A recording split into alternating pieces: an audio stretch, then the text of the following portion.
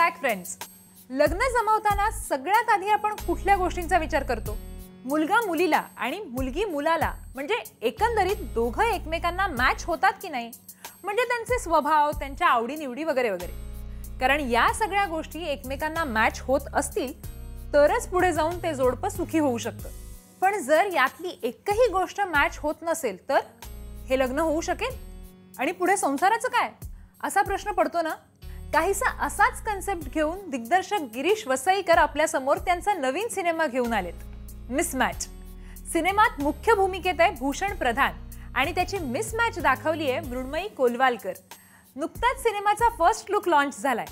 चला तर बघूयात कसा आहे हा. मित्रांनो, कशी वाटली सिनेमाची पहिली झलक? आहे की नाही एकदम मस्त? या पार्टीसाठी बऱ्याच कलाकारांनी इथे हजेरी लावली होती. चला बघूयात कशी झाली आहे ही सिनेमाची पार्टी.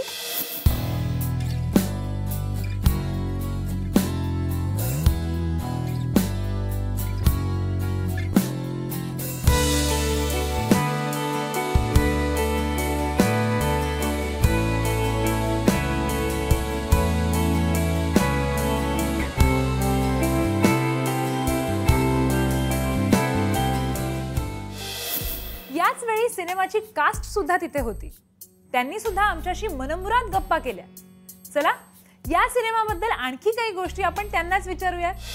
माझ्या कॅरेक्टरचं नाव आहे प्रिया आणि ती फार एक इंटरेस्टिंग कॅरेक्टर आहे, कारण की ती खूप स्ट्रॉंग आहे, इंडिपेंडेंट आहे आणि खूप क्लिअर आहे मनात की मला असाच माझा लाईफ पार्टनर पाहिजे आणि मी ह्याच्यात कॉम्प्रोमाइज करणार नाही.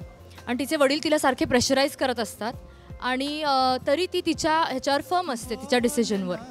आणि असं करता करता तिला तिचा मॅच शोधताना तिच्या लाईफमध्ये काय काय ट्विस्ट येतात, काय काय लोक भेटतात, तिच्या फ्रेंड्सची तिचं इक्वेशन कसं बदलत जातं आणि तिच्या वडिलांची तिचं रिलेशनशिप कसा स्ट्रेस येत राहतो या विषयामुळे.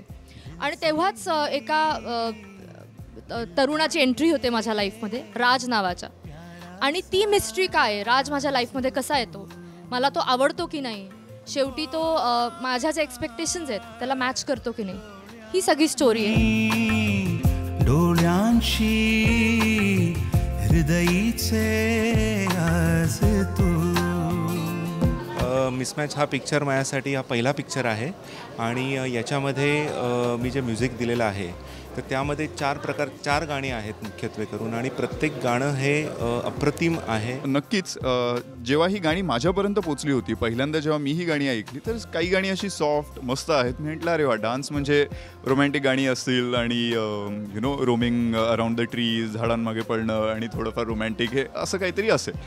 या गाण्यांवरती असे काही स्टेप्स असतील हा मी विचारच केला नव्हता. जसं बोलणं हे गाणं आहे, गणेशजींनी बसवलेलं कोरिओग्राफ केलेलं ते गाणं आहे, त्याच्यावरती स्टेप्स असतील असं मला खरंच वाटलं नव्हतं. आणि ते इतक्या छान वाटत आहेत, somehow happy with it. I just hope प्रेक्षकांना पण आवडेल.